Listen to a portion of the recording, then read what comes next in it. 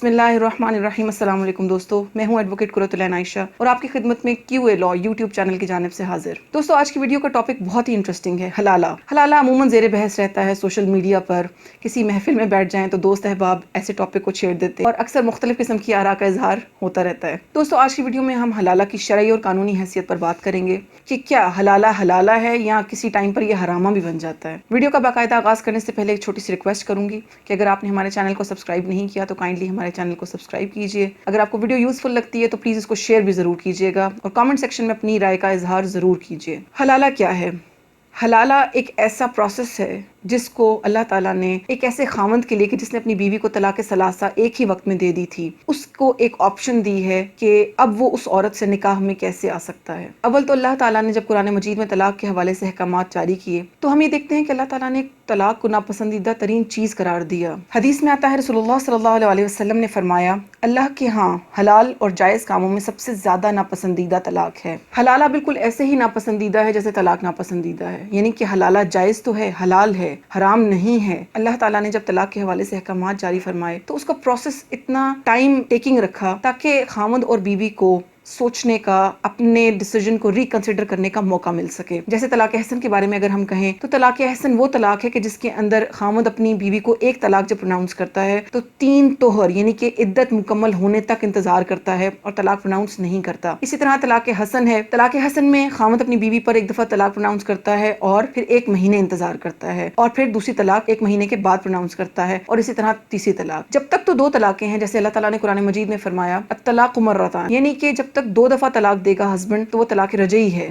لیکن جیسے ہی وہ تیسری طلاق بھی پروناؤنس کر دے گا اب وہ طلاق ایگزیکیوٹ ہو جائے گی، اب طلاق کا جو سٹیٹس ہے وہ بائن ہو جائے گا، یعنی کہ تیسری طلاق دینے کے بعد رجوع کا دروازہ بند ہو جاتا ہے۔ لیکن اگر کوئی شخص اپنی بیوی کو ایک ہی وقت میں 3 طلاقیں دے دیتا ہے تو وہ طلاق اسی وقت افیکٹو ہو جاتی ہے، اور اگر اب اس کو اپنے اس فیصلے پر ندامت ہے، پچھتاوا ہے، ریگریٹ ہے اور وہ چاہتا ہے کہ وہ اس بیوی سے رجوع کر لے یا اس بیوی کو دوبارہ اپنے نکاح میں لے آئے تو اس کے اوپر رجوع کا تو دروازہ بند ہو چکا ہے، نکاح کو ریفریش کرنے کا دروازہ بھی بند ہو چکا ہے۔ لیکن ایک آپشن جو کہ سورۃ البقرہ آیت نمبر 230 میں ہمیں اللہ تعالیٰ نے دی ہے وہ ہے حلالہ۔ نارملی جب خاوند طلاق ثلاثہ دے دیتا ہے تو ہمارے ہاں کلچر، ہمارے ہاں یہ بہت چیز رواج پا گئی ہے کہ فوراً ہی مفتی صاحب کو کال کر لی جائے اور اس پچھتاوے کا اظہار کچھ اس طرح کیا جاتا ہے کہ مفتی صاحب یا مولوی صاحب کہ میں نے اپنی بیوی کو طلاق تو دے دی ہے لیکن میں اس کو طلاق دینا چاہتا نہیں تھا، میں چاہتا ہوں کہ ہم رجوع کر لیں، ہم ساتھ رہیں، ہمارے بچے ہیں اینڈ واٹ ناٹ۔ طلاق ثلاثہ کے بعد رجوع کرنے کا جو طریقہ ہے وہ صرف اور صرف حلالہ ہے۔ قرآن مجید میں آیت نمبر 230 سورۃ البقرہ میں اللہ تعالیٰ فرماتے ہیں، اور اگر وہ اسے تیسری طلاق دے دے تو اب اس کے لیے حلال نہیں جب تک کہ وہ عورت اس کے علاوہ کسی دوسرے سے نکاح نہ کر لے، یعنی کہ اب وہ عورت اس کے پاس تبھی آ سکتی ہے جب وہ کسی اور مرد کے نکاح میں ہو، یا تو وہ شخص وفات پا جائے یا پھر وہ اس کو طلاق دے دے۔ اونلی ان دیٹ کیس،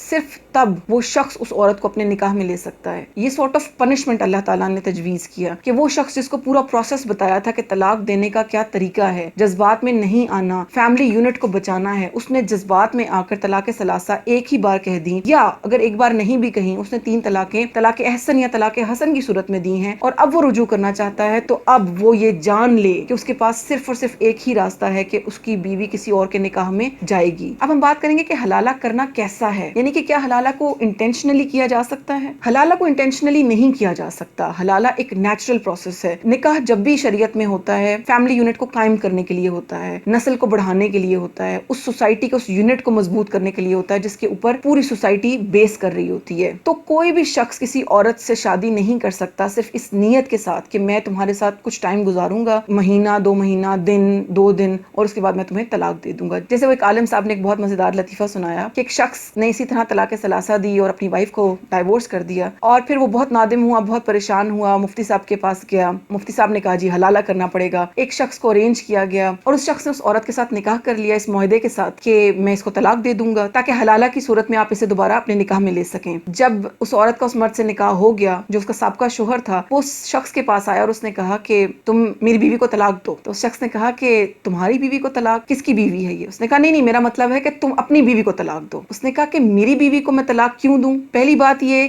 کہ تمہاری بیوی کو طلاق میں دے نہیں سکتا، وہ تو تم دے سکتے ہو، تم اپنی بیوی کو خود طلاق دے سکتے ہو، اور جہاں تک بات یہ ہے کہ میں اپنی بیوی کو طلاق دوں تو میں اپنی بیوی کو طلاق کیوں دوں؟ میں طلاق دینا نہیں چاہتا۔ تو مقصد یہ ہے کہ انٹینشنلی نیت کر کے معاہدہ کر کے کسی عورت کو نکاح میں دینا یا نکاح میں لینا، یہ دونوں ایبسلیوٹلی حرام ہیں۔ اس موقع پر میں حدیث کا ریفرنس دینا چاہوں گی۔ سنن ابو داؤد میں نبی صلی اللہ علیہ وآلہ وسلم کی حدیث ہے، اللہ تعالیٰ حلالہ کرنے اور حلالہ کروانے والے پر لعنت کرے۔ المحلل وہ شخص ہے جو حلالہ کرتا ہے تاکہ بیوی اپنے خاوند کے لیے حلال ہو جائے۔ المحلل لہو اس کا پہلا خامند ہے، یعنی کہ پہلا خامند جو حلالہ کے لیے بیوی پریزنٹ کر رہا ہے اور وہ شخص جو اس کو ایکسیپٹ کر اپنے نکاح میں، وہ ان دونوں پر اللہ تعالیٰ نے لعنت فرمائی ہے۔ یہ اتنے سخت الفاظ ہیں کہ میرا نہیں خیال کہ اس میں اب کوئی ایمبیگوٹی رہ گئی ہے کہ حلالہ انٹینشنلی کرنا بالکل بھی جائز نہیں ہے۔ اس حدیث کے ساتھ میں آپ کو ایک اور حدیث سناتی ہوں جس میں بہت ہی سخت الفاظ کا استعمال کیا نبی صلی اللہ علیہ وآلہ وسلم نے۔ سنن ابن ماجہ میں سیدنا عقبہ بن عامر رضی اللہ عنہ سے مروی ہے کہ نبی کریم صلی اللہ علیہ وآلہ وسلم نے فرمایا، کیا میں تمہیں کرائے یا عاریتاً لیے گئے سانڈ کے متعلق نہ بتاؤں؟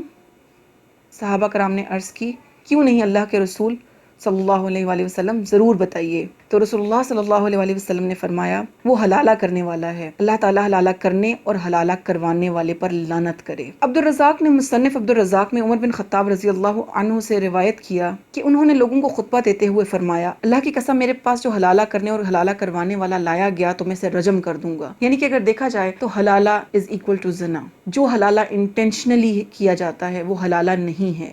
That is completely prohibited، completely منع کیا گیا ہے، حرام ہے۔ حلالہ کے لیے کسی شخص کو مجبور نہیں کیا جا سکتا۔